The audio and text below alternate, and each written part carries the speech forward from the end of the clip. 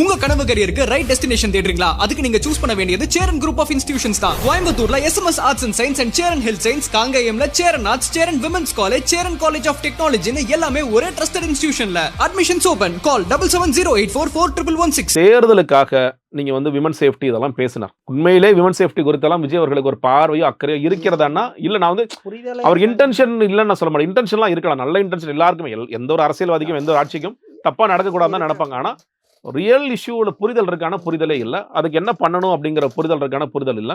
அதுக்கு தகுந்த அட்வைஸ் பண்ணுறதுக்கு ஒருவேளை இந்த துறையில் அட்வைஸ் பண்ணுறதுக்கு ஆட்கள் இல்லையாங்கிற தெரியல. அதனால் புரிதல் இல்லாத காரணத்தினால் இந்த குற்றங்கள் நடந்து கொண்டே இருக்கின்றது. அப்போ அந்த குற்றங்களை குறைப்பதற்கு தடுப்பதற்கு என்ன செய்ய வேண்டும் அப்படின்னா தெரியாத காரணத்தினால நம்ம என்ன பண்ணலாம், ஈஸியாக தூக்கி போன ஆட்சி மேலே பழிய போட்டுடலாம். எனக்கு என்ன கவலையாக இருக்குன்னா, ஒரு 6 மாதம் கழித்து சட்டமன்ற கூட்டத்தொடர் நடக்கும் பொழுது இந்த குற்றங்கள் குறையாமல் இப்படியே இருந்துச்சுன்னா அப்பையும் இருங்க 6 மாதம் நீங்கள் ஆகுது, என்னங்க அவசரம்னு சொல்லி கேட்பாரோன்னு பயமா இருக்கு. எனக்கு 100 கொலை நடந்திருக்கு, அப்புறம் 300 கொலை நடந்துருச்சு, அவ்வளோதானே. எங்களுக்கு 6 மாதம் டைம் கொடுங்க, 300 கொலை நடந்துட்டு போகுது, ஒரு 10 பாலியல் குற்றம் 20 பாலியல் குற்றம் நடந்தால் என்ன பிரச்சனைன்னு கேட்டுருவாங்களோன்னு இதாக இருக்குது. அப்போ இந்த 2 விஷயங்கள் நீங்கள் மற்ற விஷயம்லாம் விட்டுருங்க, தேர்தல் அறிக்கையில் இருக்கிற விஷயம்லாம் விட்டுருங்க.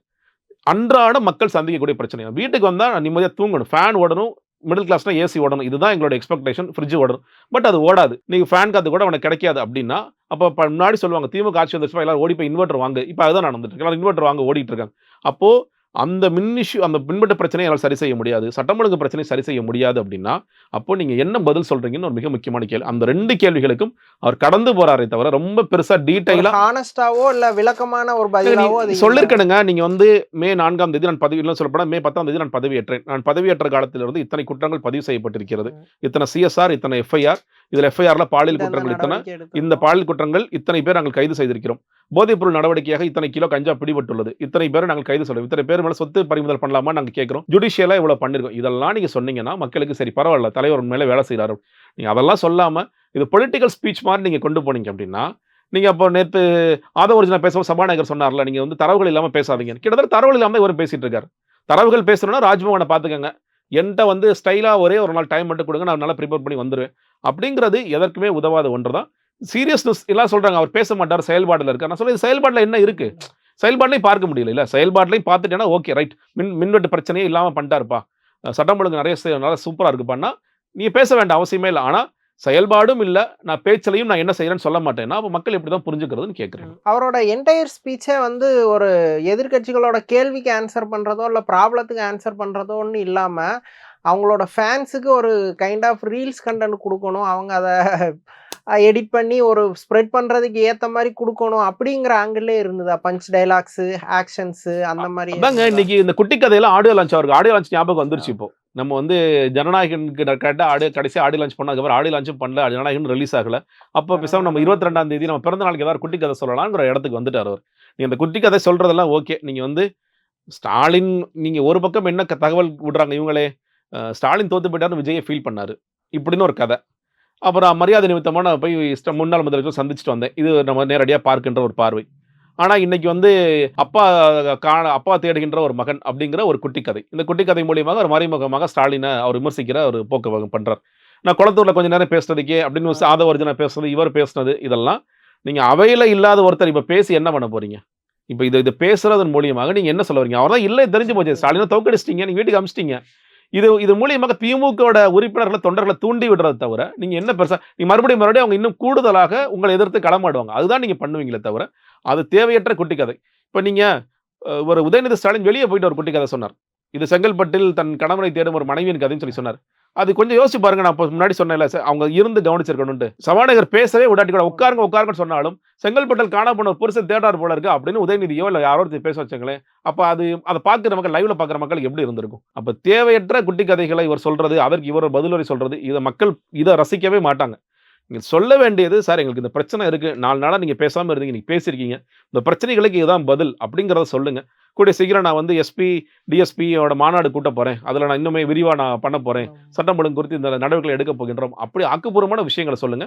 அமைதியாக இருப்பதும் பொருந்தாமல் பேசிக் கொண்டிருப்பதும் எதற்குமே உதவாது. இப்ப எதிர்கட்சிகளுமே இந்த இடத்துல கொஞ்சம் அது என்ன ஒரு தன்னிலை இழந்து கொஞ்சம் தேவையில்லாம அவர் மனைவி பொண்டா புருஷனை தேடுறதுங்கிற ஆங்கிள் பெர்சனல் அட்டாக்கை நோக்கி போறாங்களா? அவங்களும் கொஞ்சம் பாயிண்டடா அட்டாக் பண்ணாம டிவியேட் ஆகுறாங்களா? ஆமாங்க, நீங்க அதான் சொல்லல. உதயநிதி ஸ்டாலின் எப்படி பார்க்குறாரு, என் அப்பாவை நீ வம்பிழுக்கிறியா, நான் உன் மனைவி வம்பிழுக்கிறேங்கிற ஒரு இடத்துக்கு போறாரு. அதான் சொல்றது, 2மே தேவையில்லாத ஒன்று. அவர் வந்து சட்டமன்றத்தில் பேசியும் தேவையில்லாத ஒன்று. இவர் வந்து சார் இந்த மாதிரி தேடுறாருன்னு சொன்னா, அதெல்லாம் தேவையில்லாத கதைங்கன்னு சொல்லிட்டு விட்டுட்டு போயிருக்கலாம்.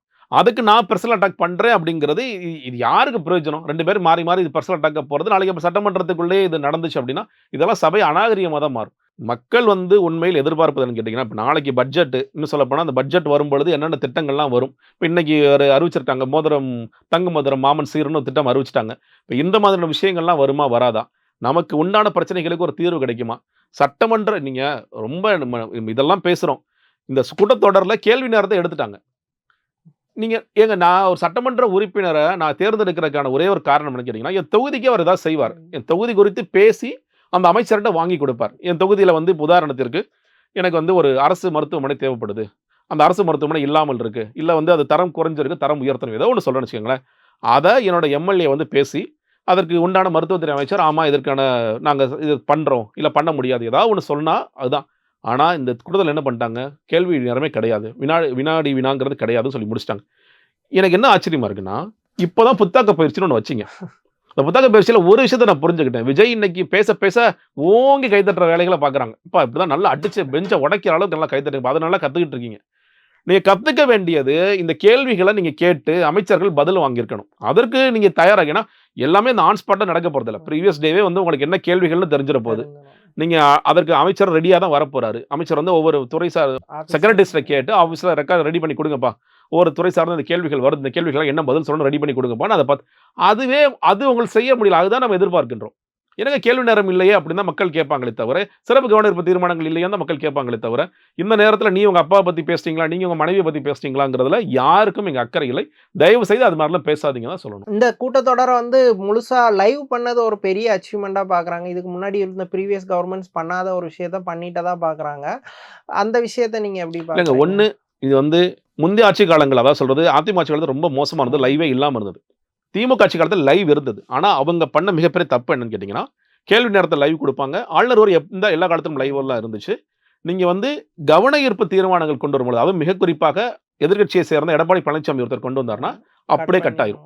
என்னடா அது டிவி கரண்ட் போயிருச்சுங்கிற மாரி இருக்கும். நமக்குலாம் தெரியாது. அப்புறம் நியூஸ் தான் நம்ம பார்க்கணும். இதான் கொண்டு வந்தாரு, இதுக்கு தான் பதில் சொன்னாருன்னு அந்த வேலைய பண்ணாங்கன்னா, அவங்களுக்கு எதெல்லாம் வந்து சங்கடம் ஏற்படுத்தியதோ திமுகவிற்கு அதெல்லாம் கட் பண்ற வேலைகள பார்த்துட்டு இருந்தாங்க. பட் கேள்வி நேரம் எப்பொழுதுமே நடக்கும். மற்ற விவாதங்கள், சிறப்பு தீர்மானங்கள் அதெல்லாமே வந்துட்டு இருக்கும். இவங்க என்ன பண்ணாங்கன்னா, நம்பிக்கை வாக்கெடுக்கும் போது ஃபுல் லைவ் குடுத்தாங்க.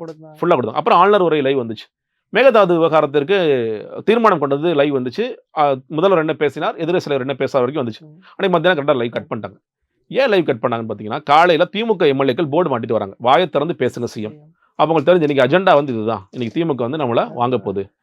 அதுல அவங்க நான் பேசுன வரைக்கும் என்ன சொல்றாங்கன்னா, திமுக சேர்ந்த எம்எல்ஏ ஆஸ்டின் கிட்டத்தட்ட 15 நிமிடங்கள் பேசியிருக்கிறார் அன்னைக்கு மத்தியானம் பேசுறாரு. ரூட் மாஃபியா, ரூட் ஜெகதீஷ் இதெல்லாம் பேசுறாரு அவரு. அவரோட வரிசையில பேசுறாரு.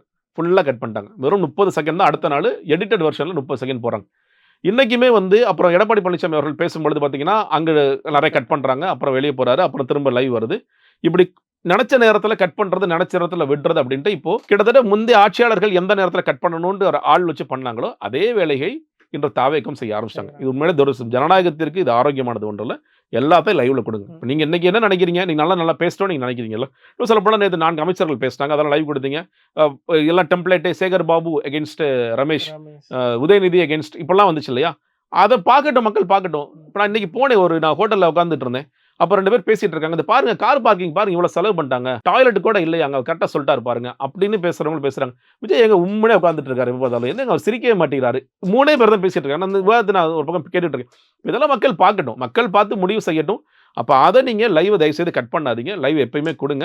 நான் அந்த வழக்க தொடுத்தவனுங்கிற முறையில், ஏன்னா இந்த வழக்கு தொடுக்கும் பொழுது அந்த ஆட்சி காலத்தில் 2011, 16 ஆட்சி காலத்தில் சொல்லப்பட்டது என்னன்னு கேட்டீங்கன்னா, இல்ல இதுக்கு வந்து நாங்க state of the art facility வேணும் அப்படிலாம் சொல்லி சொன்னாங்க. 60 கோடி செலவாகும்னு சொல்லி சொன்னாங்க. இல்ல அதெல்லாம் பண்ணலாம். ஏற்கனவே வந்துட்டு இருக்க ஒண்ணுதான். அதை செய்யலாம்னு நான் முறையிட்டோம். இன்னும் அந்த வழக்கு நடந்துட்டு தான் இருக்கு. அந்த வழக்கு இன்னும் எண்டே இல்லைங்கிற மாதிரி தான் ஓடிட்டு இருக்கு. அப்ப இதை செஞ்சுட்டீங்கன்னா அந்த வழக்குகளுக்கான தேவையில்லை. அந்த சபாநாயகர் தான் என்ஷூர் பண்ணணும். ஏன்னா அந்த சபையை பொறுத்த வரைக்கும் அவர் தான் தலைவர். எதையும் கட் பண்ண வேணா. அவர் நல்லா தான் நடத்துறார். நேற்று பார்த்தோம். அது ஆதவர்ஜனா தப்பான தரவுகள் சொல்லும் பொழுது இன்னைக்கு நம்மளாம் சொல்லிட்டு இருந்தோம், ஆதவர்ஜனா வாய் திறந்தாலே பொய் தான் பேசும். இன்னைக்கு சபாநாயகரே கடுப்பாயிட்டார். அப்பா தயவுசெய்து பொய் பேசாத, நீ பொய்யை நிப்பாட்டுக்கிற அளவுக்கு சொல்லிட்டாரு. எனக்கு இன்னொரு பயம் என்ன கேட்டீங்கன்னா, இன்னைக்கு புஷி ஆனந்த் அவர்கள் சொன்ன தவறையும் அவர் கண்டிச்சார். கண்டிப்பா. ஏன்னா சபாநாயகரா தொடர மாட்டார். அடுத்த கூட்டத்தொடர் எல்லாரும் அதான் கேக்குறாங்க. இன்னைக்கு செங்கோட்டையனையுமே ஆக்சுவலி விஜய மட்டும் ஓரளவு அலோவ் Allow பண்ணிட்டாரு. பண்ணிட்டாரு. எல்லாரையுமே வந்து அங்கங்க ஹோல்ட் எனக்கு பண்ணாரு. எனக்கு மத்தவங்க எல்லாம் விடுங்க. எனக்கு ஏன்னா புஷி ஆனந்த் அவர்களை வந்து நீங்க ஒரு சபையில வச்சு கேள்வி கேட்கறீங்கன்னா அவரால் தாங்க முடியாது. எனக்கு ஜேசிடி பிரபாகர் சபாநாயகரா தொடர்வாரான்னு எனக்கு சின்ன டவுட் வந்துருச்சு இன்னைக்கு புஷி ஆனந்தோட கேரக்டர் தெரியாம கொஞ்சம் விளையாண்டாரோ அப்படின்னு. சபாநாயகர் அப்படின்னா நீங்க சபாநாயகரா சபைக்குள்ள வேணாலும் இருக்கலாம், வெளியே நீ வா படையூருக்கு வாங்குற மாதிரி ஏதாவது ஆயிடுமோன்னு பயமா இருந்துச்சு. நான் பண்ணியா சொன்னாலும் உண்மையில அதுதான் அவர் வந்து அந்த மாதிரியான கேரக்டர் தான். அப்ப அது என்ன நடக்குதுங்கிற பார்க்கலாம். பட் ரொம்ப நல்லாவே நடத்திட்டு போறார் சபாநாயகர் வந்து ரொம்ப சிறப்பாகவே. யாரை என்ன கண்டிக்கணும், அதே நேரத்துல பாயிண்ட் ஆஃப் அவர்ல அந்த அறநிலைத்துறை குறித்து கேட்கும் பொழுது மறுபடியும் சேர்பாபு பேச முற்பட்டார். அவர் விளக்கம் தான் கொடுத்தாரு, அவர் அவதூறு எல்லாம் பண்ண உட்காருங்கன்னு சொல்லி சொன்னாரு. அப்புறம் உதயநிதி ஸ்டாலின் பேசும்போது அலோவ் பண்ணார், ஓகே அப்படி சொன்னார். ஸோ அவர் கரெக்டாக தான் நடத்திட்டு போயிட்டு தான் பார்க்குறேன். ஆக்சுவலி இப்போ அதான் இப்போ சேகர் பாபுன்னு இல்லை, இப்போ திமுகவில் இருக்கிற எம்எல்ஏக்கள் எல்லாருமே வந்து சீனியர்ஸு, அரசியலையும் சரி ஏஜ்டாவும் சரி.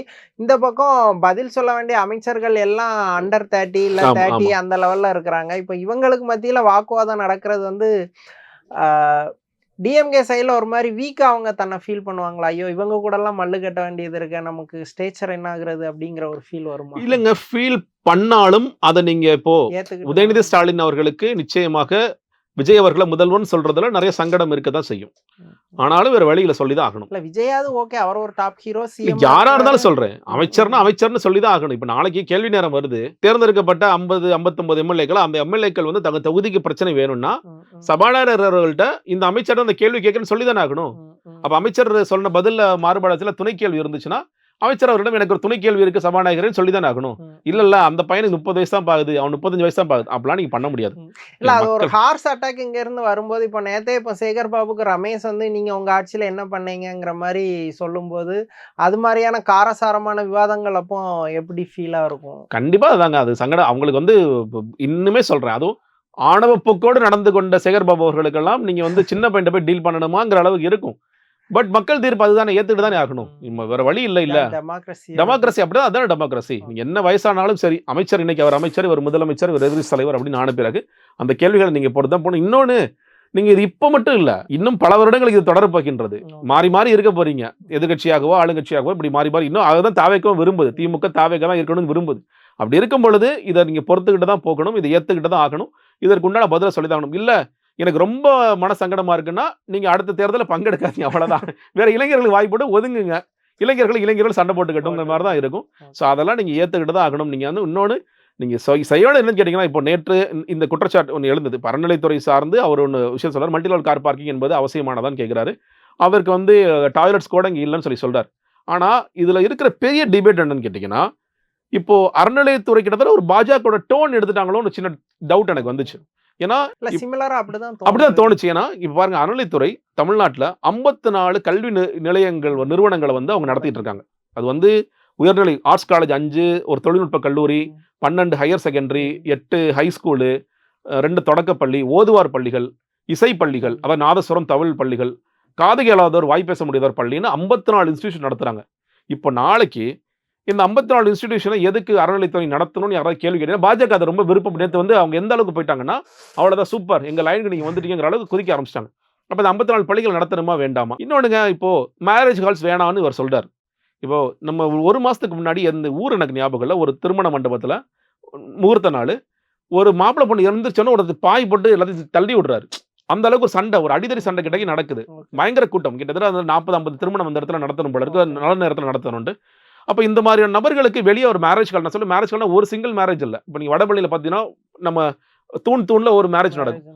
அந்த மாதிரியான செட்டப்க்கு போகணும்னு நினைக்கிறேன். கல்யாண கோவிலுக்குள்ள இத்தனை கல்யாணம் பண்ண முடியல. அப்போ அந்த மாதிரியான செட்டப், அந்த செட்டப்ல தான் அவங்க போனாங்களான்னு தெரியல. மேரேஜ் கால்ஸ் தேவை. இன்னொன்று, அறநிலைத்துறை ரெவென்யூ ஜெனரேட் பண்ண என்ன தப்புன்னு கேட்குறேன். என்ன தப்பு? கமர்ஷியல் காம்ப்ளெக்ஸ் கட்டி சேகர்பாபு மேல சொல்றதுக்கு எவ்வளவு குற்றச்சாட்டு இருக்கு. இதுல டெண்டர் ஊழல் இருக்கா? அது நடவடிக்கை எடுங்க, அது நடவடிக்கை எடுங்க. அவங்க தெரிஞ்சாலும் கொடுத்துட்டாரு சார், டெண்டர் ஊழல் பண்ணிட்டாரு, இல்ல கமர்ஷியல் காம்ப்ளெக்ஸ் மூலியமா அவங்களே சொத்து சம்பாதிக்க, அது சொல்லுங்க.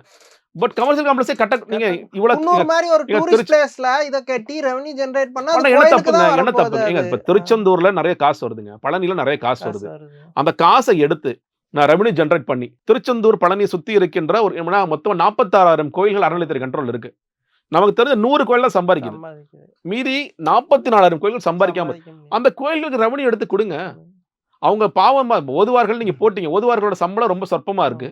அங்கே வேலை பார்க்கறதுக்கு ஆள் இல்லை, மெயின்டெனன்ஸ் பண்ணுறதுக்கு ஆள் இல்லை. இப்போ நீங்களே நாளர்கள் கும்பாபிஷேகம் பண்ணீங்க, எத்தனையோ கோயில்கள் வந்து கட்டுமானங்களில் பிரச்சனை இல்லாமல் அவங்க நான் ஒவ்வொரு கோயிலும் பாருங்க வெளியே போர்டு வச்சிருக்காங்க, தாராளமாக நிதி உதவி கொடுங்க. நான் ஏன் நிதி உதவி கொடுக்கணும்? நீங்கள் கோயிலில் ஜென்ரேட் பண்ணுங்க, ஜென்ரேட் பண்றது கோயில் பெரிய கோயில் ஜென்ரேட் பண்ணி சின்ன கோயில்களுக்கு செலவு பண்ணுங்க. வந்து குவியறதுக்கு ரெடியா தான் இருக்காங்கல்ல, நீங்க பண்ணுங்க, அதை பண்ணுங்க. அது ஏன் கூடாதுன்னு இவர் சொல்றாருங்கிறது தெரியல. நீங்க அதுல ஊழல் நடந்துருச்சு அப்படின்னா தயவுசெய்து சொல்லுங்க, நான் கேன்சல் பண்ணிட்டேன், டெண்டர்லேயே ஊழல், இவர் வந்து 20 கோடி கட்ட வேண்டியது 30 கோடி கொடுத்திருக்காரு, 10 கோடி அடிக்க பார்க்கிறாரு சேகர் பாபு, தயவுசெய்து கேன்சல் பண்ணுங்க. ஆனா இந்த மாதிரி எந்த முகாந்திரமும் இல்லாமல் நான் கேன்சல் பண்ணுவேங்கிறது கிட்டத்தட்ட ஒரு பாஜக லைன் தான். பாஜக லைன் தான் இது பாஜக லைன். இது அடுத்ததாக ஃப்ரீ டெம்பிள் ஸ்கீம்ல கொண்டு போய் விட்டுரும். இப்போ டெம்பிள்ஸ் ஃப்ரீ பண்ணி யார்கிட்ட போய் கொடுக்கறது அடுத்த கேள்வியில போய் நிற்கும். அது பொதுவாக ஆஃபீஸர்ஸ் வந்து வீக் கவர்மெண்ட் இருந்தால் அவங்க இஷ்டத்துக்கு இருப்பாங்க அப்படின்ற ஒரு விமர்சனம் உண்டு. அதுக்கான வாய்ப்புகளும் இருக்கு. இப்போ இந்த டிவிகே கவர்மெண்ட் அல்லது விஜய் வந்து ஒரு வீக் கவர்மெண்டா ஃபீல் ஆகுமா, இல்ல நல்ல ஸ்ட்ராங்கான ஒரு பர்சனா தான் அது எஸ்டிமேட் ஆகுது? இல்லைங்க, ஒன்று இன்னைக்கு வந்து நான் கேள்விப்படுற வரைக்கும் இந்த அமைச்சர்களுக்கான பிஎஸ் இன்னும் போடவே இல்லை. நிறைய அமைச்சர்களுக்கு பிஎஸ்ஐ போடலை. ஸோ வந்து பல நேரங்கள் அமைச்சர்களை கான்டாக்ட் பண்ணுறதுலேயே நிறைய சிக்கல் இருக்குன்னு ஒன்று சொல்கிறாங்க. விஜய் அவர்கள் வந்து கொடுத்த இன்ஸ்ட்ரக்ஷன் நான் கேள்விப்படுறது, அஃபிஷியல்ஸே எல்லாம் நடத்திக்கங்க, அமைச்சர்கள்லாம் சும்மா பேருக்கு தான் இருப்பாங்க. இது வந்து கிட்டத்தட்ட 91-96 ஏடிஎம்கே ஆட்சி மாதிரி இருக்கட்டும், அந்த மாதிரி நீங்கள் நடத்திக்கங்க, பெரிய முடிவுகளை நீங்கள் எல்லாத்தையும் எடுத்துக்கங்க, அவங்கள நீங்கள் எதாக இருந்தாலும் நீங்கள் தான். மினிஸ்டர்ஸ் கெப்பாசிட்டியுமே அவ்வளோதான் இருக்குன்னு வேற புரிஞ்சுக்கலாம். அப்படிதான் இருக்குதுங்க, அப்படிதான். இப்போ ஒன்றும் இல்லை, நீங்கள் இப்போ அமோனியா விஷவாயு அன்னைக்கு அந்த கசி வந்த பிறகுதான் எனக்கு வந்து பர்வேஸ்க்கு நம்ம தான் இதுக்கு அமைச்சர் தெரிஞ்சிருக்கும் நான் நினைக்கிறேன். இதுக்கு யாரும் பதில் பேச நம்ம நான் தான் அப்படியே 110 ஒரு நம்ம வீராசமா, நீங்க எதுக்கு வீராசமா கத்துறீங்க எல்லாரும், ஏங்க அவர் கத்திட்டு இருக்காரு, இவரு என்ன பிரச்சனைன்னு கேட்கறாங்க. அதுல வந்து முதல்வர் கஷ்டப்பட்டார், முதல்வர் அழுதார், கண்ணீர் வடித்தார், நாங்க பார்க்கவே இல்லையே, யாருமே அங்கேதான் உட்கார்ந்துட்டு இருக்காரு அவரு. நீங்க அதெல்லாம் அந்த வசனம் பேசுறது, அவரை குளிர்விக்கிற மாதிரி விஷயங்கள் பண்றது. இன்னொன்னு இந்த மினிஸ்டர்கள்லாம் என்ன நினைச்சிட்டாங்கன்னா ஆய்வு செய்யறதா நம்மளுடைய வேலை, அவங்க ஊர்ல போய் ஆய்வு செய்யறது. அதான் தெரியல சார், எல்லாரும் போய் ஹாஸ்பிட்டலே வேற அவங்கவுங்க துறையில பார்த்தாலும் பரவாயில்ல, எல்லாரும் ஹாஸ்பிட்டலே இல்ல. அது வந்து யாரு முதல்ல ஆரம்பிச்சு வைக்கிறதுன்னு ஒண்ணு இருக்குல்ல, அந்த மினிஸ்டர் என்னப்பா பண்றாரு, அவர் என்ன ரீல்ஸ் போட்டாரு, அவர் ஹாஸ்பிட்டல் ரீல்ஸ் போட்டிருக்காரு, அப்ப நம்மள 2 ஹாஸ்பிட்டல் ரீல்ஸ் இறக்கி விடு. அவர் அடுத்ததாக நீ கலெக்டர் ஆஃபீஸ்க்குள்ள போனா கலெக்டர் ஒருத்தர் ஐசியூக்குள்ளே போயிட்டான்ல, ஐசியூ ரீல்ஸ் வரைக்கும் போயிட்டான் ஒருத்தன்.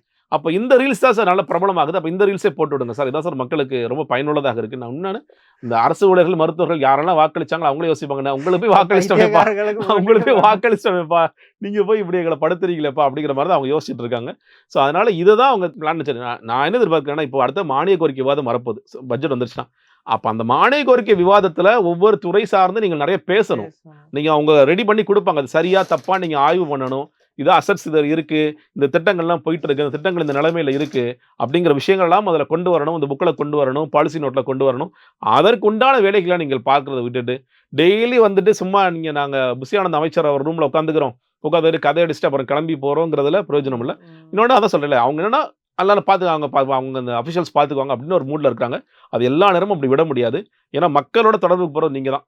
நாளைக்கு இப்போ தீபாவளி வருது, இல்லை வந்து சரஸ்வதி பூஜா, ஆயுத பூஜைக்கு லீவ் வருதுன்னா அப்பையும் இந்த போக்குவரத்து அமைச்சர் பார்த்திபன் தான் பஸ் ஸ்டாண்டுக்கு போய் நிக்கணும். அப்ப அதிகாரிகள் கூட சார் யாராவது ஒரு லூஸ் டாக்கோ ஏதோ ஒன்னு விட்டுட்டு அவங்கள உடனே ஒரு சைலண்ட் பண்ணிடுறாங்க. எல்லாருமே லூஸ் டாக் மட்டும் இல்ல, ரீல்ஸ் அதிகமா போறவங்க சைலண்ட் பண்ணிடுறாங்க. நீங்க பிரபுவை பாருங்க, நீ ஆளே காணோம், கீர்த்தனா ஆளே காணோம். இவர் பார்த்திபன் வந்து அந்த பஸ் அதோட ஆளை பார்க்க கூட முடியல, ஃப்ரேம்ல கூட வர, நீங்க போய் நல்லா சாப்பிடுங்க சார் அப்படி சொல்லி அனுப்பிச்சு விட்டாங்க. அதனால ரொம்ப தெளிவா இருக்காங்க. மக்கள்கிட்ட வந்து லைட்டா அதிருப்தி, ட்ரோல் ஆகிற மெட்டீரியல் இதெல்லாம் வந்துருச்சுன்னா உடனடியாக சைலண்ட் பண்ற வேலைகள் நடக்குது. அப்ப நீ ஓவரா ரீல்ஸ் போடாத, நீ அமைச்சர் ஆகிட்டோம், இனிமேல் என்ன ரீல்ஸ் போட்டு என்ன ஆக போற நீ அப்படின்னு அவங்க கேட்கறாங்க. சோ அதனால அந்த வேலைகளை ரொம்ப அவங்களை எம்பவர் பண்றதோ, கொஞ்சம் நாலேஜ்ஃபுல்லா மாத்துறதோ, அந்த விஷயங்கள் எதுவும் நடக்கிறதே இல்லையா? அது வந்து அவங்க தானே லேர்ன் பண்ணணும், கெபாசிட்டியே இல்ல. அந்த லேர்னிங் அவங்க தானே. நம்ம சொல்றீங்க, நீங்க இன்னைக்கு இப்போ 45 நாட்கள்ல ஒவ்வொரு அமைச்சர்களும் அவங்கள்ட்ட ஒரு டேஷ்போர்ட் ரெடியா இருக்கணும். இதுதான் என் துறை, இந்த துறையில இவ்வளவு நாள் இது நடந்திருக்கு, ஆமா வரலாறு, இது வரலாறு இருக்கு, இந்த அனுபவத்தோட இவங்க எல்லாம் பண்ணிருக்காங்க, இதுல என்ன தப்பு நடந்துச்சு, ரைட் ஒன்னுல நீங்க சிம்பிளா வெள்ளை அறிக்கை பாருங்க. உண்மையில அது வெள்ளை அறிக்கையா? பிடிஆர் ரொம்ப அழகான ஒரு வார்த்தை சொன்னார், மக்களுக்கு தெரியாத விஷயங்களை வெளியில் சொல்வதுதான் வெள்ளை அறிக்கை. மக்களுக்கு ஏற்கனவே தெரிஞ்ச விஷயம் அது என்ன வெள்ளை அறிக்கைன்னு சொல்றீங்க? வெள்ளை அறிக்கையே இல்ல அது. ஏங்க இதை வந்து நீங்க பட்ஜெட்டோட கடைசி பக்கத்து திருப்பினா இதெல்லாம் நான் சொல்லியிருப்பேன். 10 லட்சம், நீங்க இது வரைக்கும் தமிழ்நாடுனா என்னன்னு தெரியாத விஜய் ரசிகர்களுக்கு வேணா 10 லட்சம் கோடி கடனான்னு ஆச்சரியமா இருக்கல. உங்களுக்கு எனக்கும் தெரியும், பொதுத்துறை நிறுவனங்கள 3 லட்சம் கோடி இருக்கு நமக்கு தெரியாதா? நீங்க வட்டி 21% கட்டணம் நமக்கு தெரியாதா? கன்சாலிடேட்டர் எப்பயுமே வந்து அரசு ஊழியர்கள், ஆசிரியர்களுக்கு 61% சம்பளம் போறது நமக்கு தெரியாதா? அப்ப மிச்சம் மீதி இருக்கிற 13% தான் இங்க எதா இருந்தாலும் செய்யணுங்கிறது நம்ம எல்லாருக்கும் தெரியும். இவங்களுக்கு ஏதோ ரொம்ப நான் சொல்றேன் இல்லையா, மரியவேல் சருக்கு இது புதுசு, ஓ பட்ஜெட்டா அப்படிங்கிற புதுசு, நமக்கு அது புதுசு அல்ல. அப்ப மக்களுக்கு நீங்க சொல்ல வேண்டிய விஷயங்கள் என்னன்னு கேட்டீங்கன்னா, இந்த நீங்க ரொம்ப மறுபடியும் என்ன சொல்றாங்க, லீக்கேஜஸ். ஒண்ணு வெளிப்படையா ஊழல் நடந்துச்சு. ரைட். ஏதோ துறையில ஊழல் நடந்திருக்கா? இந்த துறையில நடந்த ஊழலுக்கு நாங்க நடவடிக்கை எடுப்போம், அடுத்ததாக போங்க. சும்மா லீக்கேஜ் அப்படின்னா நீ ஆபீசர்ஸை நோக்கியும் போக வேண்டியது இருக்கும். கண்டிப்பா இருக்கும். நான் தயவு செய்து பண்ணுங்க. நீங்க அப்பதாங்க ஊழல் எஸ்டாப்ளிஷ் ஆகும். நீங்க மறுபடியும் சொத்து குவிப்பு வழக்கு போறதுல எந்த பிரயோஜனமும் இல்ல. நீங்க உண்மையிலேயே ஊழல் எஸ்டாப்ளிஷ் பண்ணணும்னா, நீங்க அந்த அரசு துறை அதிகாரிகள், ஐஏஎஸ் அங்க இருந்து ஆபீசர்ஸ் பண்ணுங்க. ஆரம்பிக்கணும். அங்க இருந்து ஆரம்பிங்க. அதுதான் உண்மையிலேயே ஊழல் எஸ்டாப்ளிஷ் பண்ணி அவங்க என்னென்ன ஊழல் நடந்திருக்கு. இல்லாட்டி இது இப்படியே திமுக, அதிமுக இப்ப 2 பேர் மாறி விளையாண்டாங்களா, அந்த மாதிரி விளையாட்டோட முடிஞ்சு போயிரும் அது. அத நீங்க செய்யணும்.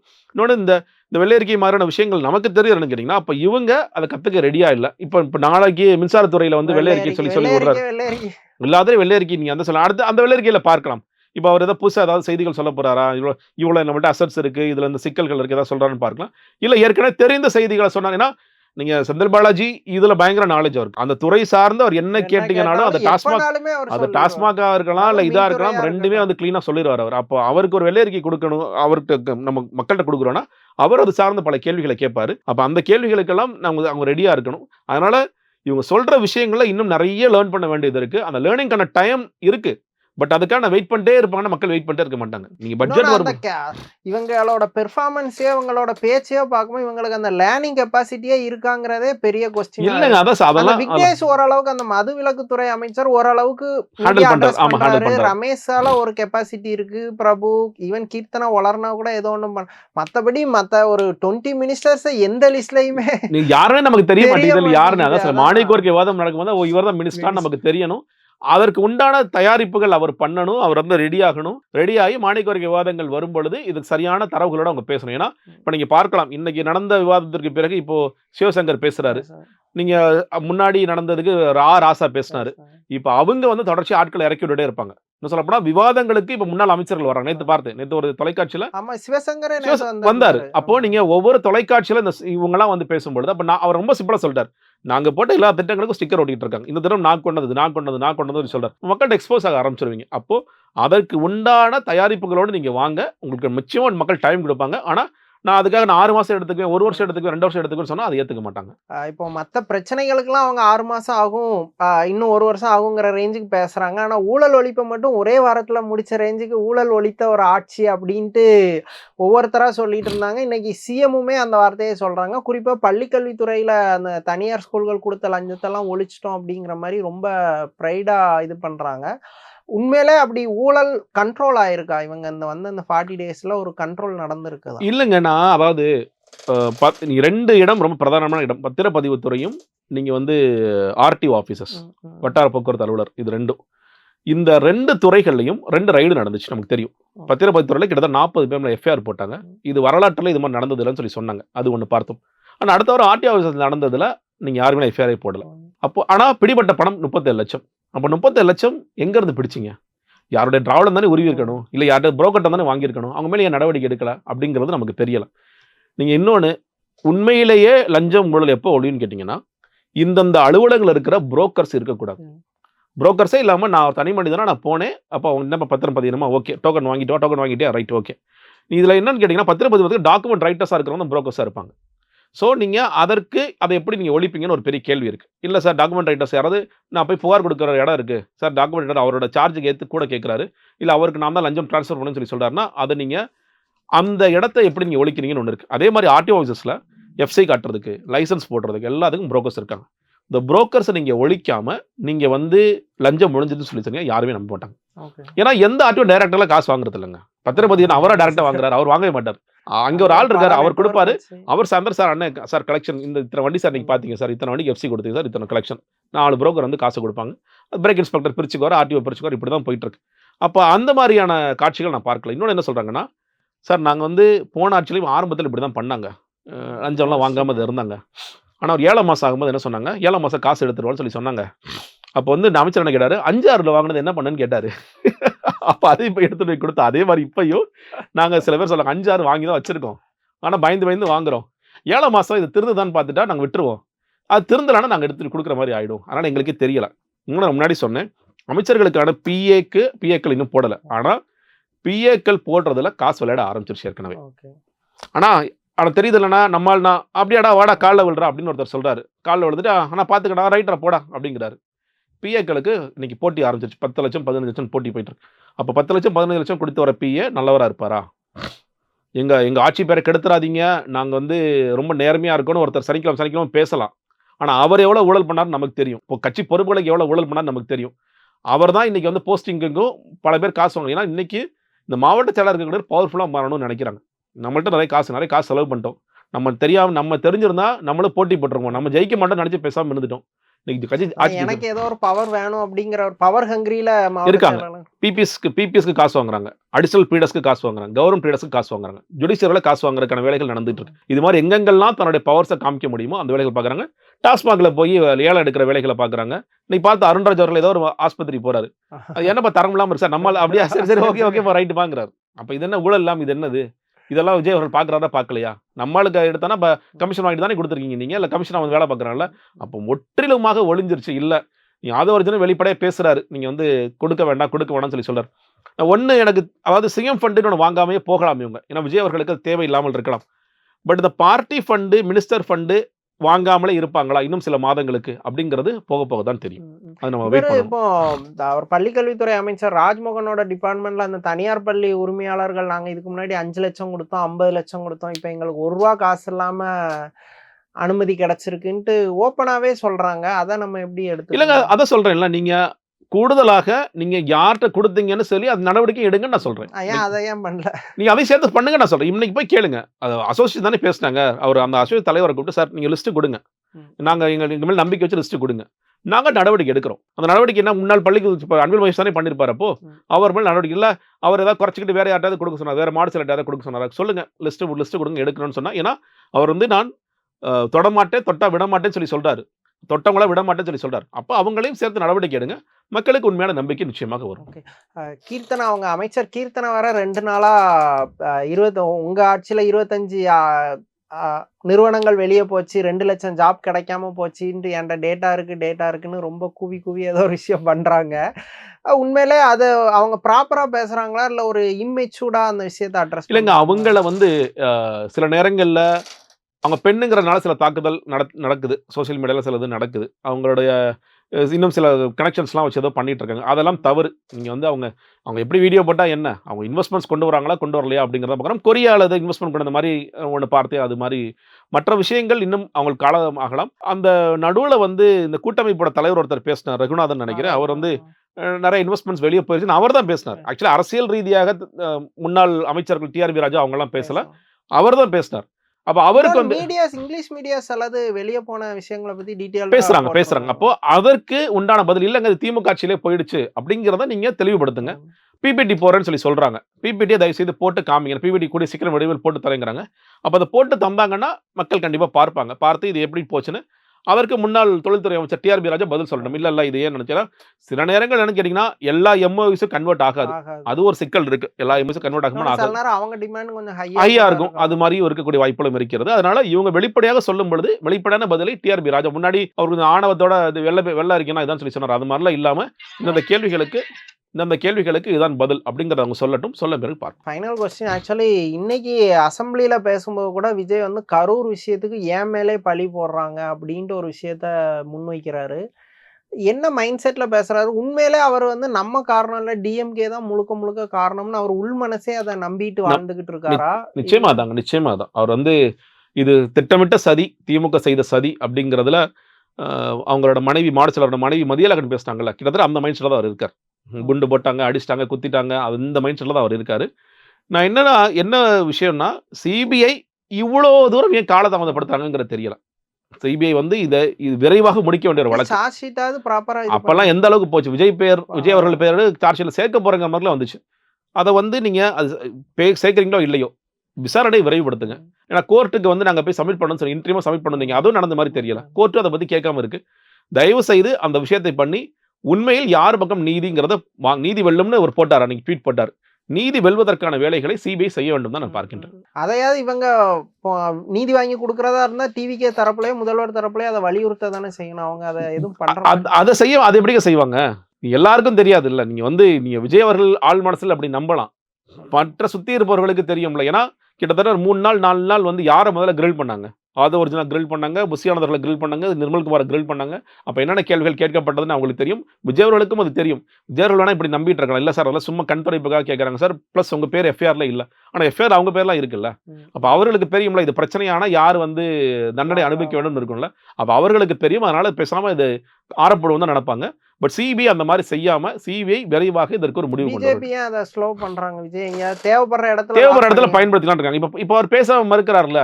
சிபிஐ இப்ப வந்து பாஜக குறித்து நாங்கள் வந்து நிர்வாக ரீதியாக நாங்கள் அணுக்கமாக போவோம்னு சொல்லி சொல்றாரு. 2 தடவை தேசிய கீதம் பண்ண பாடிக்கன்னு சொல்லி சொல்றாரு. அப்ப எங்களுக்கு பிரச்சனை இல்ல. நிதி கேட்கும்பொழுது பெருசா ஒன்னும் ரியாக்ட் பண்ணாட்டியும் மோடி பெருசா ரியாக்ட் பண்ணல. அப்ப நான் பேசாம இருப்பேங்கிறாரு. அப்ப அது ஒரு கம்ஃபர்டபுள் பொசிஷன் தானே. இப்ப திமுகனா ஒரு முரண்டு பிடிச்சிட்டே இருப்பாங்க. அந்த முரண்டெல்லாம் இல்லப்பா ஏதோ பண்ணிட்டு போறாங்கப்பா அப்படிங்கிறாங்க. அப்ப அவங்களுக்கு அது ஓகே தான். இந்த கல்லூரி மட்ட முறையை நீ கட்டுறீங்க, அப்ப வேணாம் சொல்ல வேண்டியதானே. அப்ப நீங்க பாஜக கொடுத்தா அந்த காசு ஓகே, திமுக போட்ட பிளான் எனக்கு வேண்டாம் அப்படிங்கிற லைன் வந்து என்ன லைன் அப்படிங்கிறது ஒரு முக்கியமாக இருக்கிறது. நீங்க இந்த பாஜக லைன்ல இங்க முதலமைச்சர் சொல்லும் பொழுது நாங்கள் ஒரு மோதல் போக்கை கடைபிடிக்க மாட்டோம், நிர்வாக ரீதியாக நாங்கள் அணுக்கமாக போவோம்னு சொல்லி சொல்றார். ஆனா நீங்க தேசிய கீதம் 2 முறை பாடப்பட்டதுங்கிறது நிர்வாக ரீதியான அணுகுமுறையா இல்ல மாநில உரிமை விட்டு கொடுத்த பிரச்சனையா நமக்கு தெரியல. இல்ல இப்போ தமிழ்தாய் வாழ்த்து ஒரு தடவை பாடியாச்சு. ஏன் தேசிய கீதம் 2 முறை வாசிக்கப்பட்டது? அதற்கான பதில் இல்ல. தமிழ்தாய் வாழ்த்து எங்க தலைவர் மாதிரி உயர்த்தி பிடிக்க முடியாது, தமிழுக்காக ஒரு குரல் கொடுப்பார், உயிர் கொடுப்பார். இந்த கதையெல்லாம் திமுக நிறைய சொல்லிட்டாங்க. அதே கதை நீங்களும் சொல்லாதீங்க. சிம்பிளான கேள்வி, எதற்காக தேசிய கீதம் 2 முறை வாசிக்கப்பட்டது? ஏன் முதல்லையும் பண்ணி ஏன் கடைசியும் பண்ணி?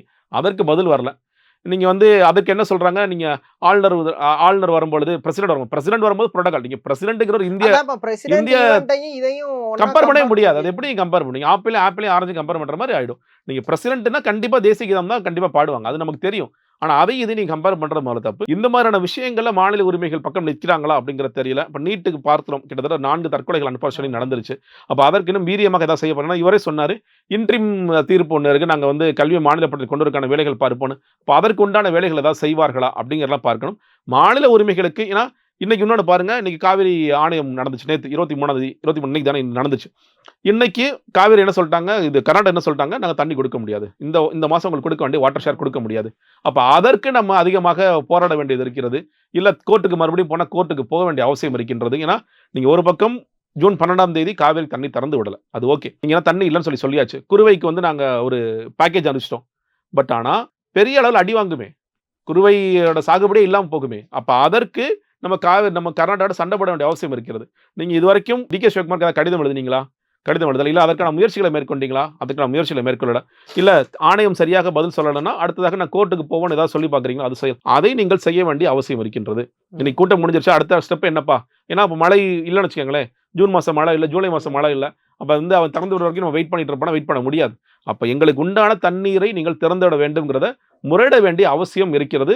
விவசாயிகள் போராட்டம் பண்ணாங்கன்னா அதன் மூலியமாக செய்ய வேண்டிய அவசியம் இருக்கிறது. ஏற்கனவே மேகதாது பிரச்சனை வேற ரொம்ப தீவிரமா போயிட்டு இருக்குங்கிற பார்க்கின்றோம். அதற்கு ஏதாவது நம்ம இதுக்கு கோர்ட்டுக்கு போனோம்னா அந்த மாதிரியான விஷயங்கள் எல்லாம் மாநில உரிமைகளை விட்டுக் கொடுக்காமல் பேச வேண்டிய அவசியம் இருக்கிறது. அதான் இவர் டிஎம்கேவை தவிர்த்துக்கிட்டு வேற யாரையும் கொஞ்சம் வந்து ஹார்டா டீல் பண்ணி பார்க்கவே முடியறது இல்லை. ஈவன் இப்போ சென்ட்ரல் கவர்மெண்டோட முரண்பாடு ஏற்பட்டாலும் சரி, பக்கத்து ஸ்டேட்ஸோட முரண்பாடு ஏற்பட்டாலும் சரி, இன்னும் சீரியஸ் ப்ராப்ளம்ஸ் எதுவுமே ஸ்டார்ட் ஆகல. சீரியஸ் ப்ராப்ளம்ஸ் எதுவும் ஸ்டார்ட் ஆனா இவர் என்ன மாதிரி ஹேண்டில் பண்ணுவார்னு தோணுது. தெரியலங்க, எனக்கு ரொம்ப எப்படி பண்ணுவாருங்கிறது ரொம்ப ஆச்சரியமா தான் இருக்கு. ஏன்னா நீங்க சொல்ற மாதிரி கர்நாடகாவை எதிர்த்து பேச வேண்டிய நேரம் இது, அதுல பேசாம ரொம்பவே அமைதி காக்கிறார். இது மத்திய அரசாங்கம் நிர்வாக ரீதியாக நாங்கள் கடைபிடிப்போம்னு சொல்றாரு. அதுல ஒளிஞ்சிருக்கிற விஷயம் என்ன கேட்டீங்கன்னா, நமக்கு தெரியும் செப்டம்பர் 27க்கு பிறகு பாஜகங்கிற வார்த்தை பயன்படுத்தல. கொள்கை எதிரின்னு அவர் சும்மா கடைசி கூட்டம், நீங்க அந்த சென்னையில லாஸ்ட் கூட்டம் நடந்துச்சு இல்லையா, அந்த கூட்டத்துல பாஜகன்னு பேசினார். எலெக்ஷன் மேனிஃபெஸ்டோல 2-3 இடங்கள்ல இருக்கு, அதுதான் தவிர அதை தாண்டி அவர் பேசவே இல்லை. அப்ப இன்னுமே வந்து சிபிஐ வந்து கரூர் வழக்கு ஒன்று இருக்கிறது. ஒரு கரூர் வழக்குக்கு யோசிச்சுக்கிட்டு இவங்க யாரும் பேச வேணாம் நிலைப்பாட்டுக்கு போறாங்களா அப்படிங்கிற தெரியல. ஆனா நீங்கள் பேசித்தான் ஆக வேண்டும். நீங்கள் மாநில உரிமைகளை விட்டு கொடுக்காமல் பேசணும். இன்னொன்று ஃபண்ட்ஸ், இப்போ நீங்க வெள்ளை அறிக்கை விட்டாங்க. வெள்ளை அறிக்கையில் என்ன சொல்றாங்க, அவங்க நிதி பகிர்வு ரொம்ப கம்மியா இருக்கு, சரியா கொடுக்க மாட்டேங்கிறாங்க. இப்போ நிதி பகிர்வு கம்மியா இருக்கானா, நிதி பகிர்வு ஜாஸ்தி பண்றதுக்கு நீங்க அதற்கான வேலைகளை பார்க்கணும். இப்போ பிரதமர் மோடி போய் பார்த்துட்டு வந்தார். மோடி அவர்களை பார்த்ததுக்கான எதுக்கு பார்த்தேங்கிறது வெளியே சொல்ல மாட்டேங்கிறாங்க. அப்ப அதை நீங்க சொல்லி இதெல்லாம் செய்து கொடுத்தாரு, செய்து கொடுக்கல அப்படிங்கிற விஷயங்களை பண்ணணும். இப்போ அந்த மாதிரியான விஷயங்களை நிறைய வந்து இவர் ஈடுபட்டு ஒரு மாநில உரிமைகள் சார்ந்த விஷயங்களும் சரி, மத்தியில் கேட்டு பெற வேண்டிய விஷயங்களும் சரி, ரொம்ப ஸ்ட்ராங்காகவே இருக்க வேண்டிய ஒரு அவசியம் இருக்கிறது. நீங்க சும்மா இங்க திமுக அடிச்சிட்டேன், நான் பெரிய ரவுடி அப்படின்னு சொல்வதில் எந்த பிரயோஜனமும் இல்லை. உண்மையில் மக்களுக்காக என்ன செய்ய வேண்டுமோ அதை செய்ய வேண்டும். தமிழ்நாடு அரசியல் குறித்து பல விஷயங்களை விரிவாக பேசுனீங்க, ரொம்ப நன்றி.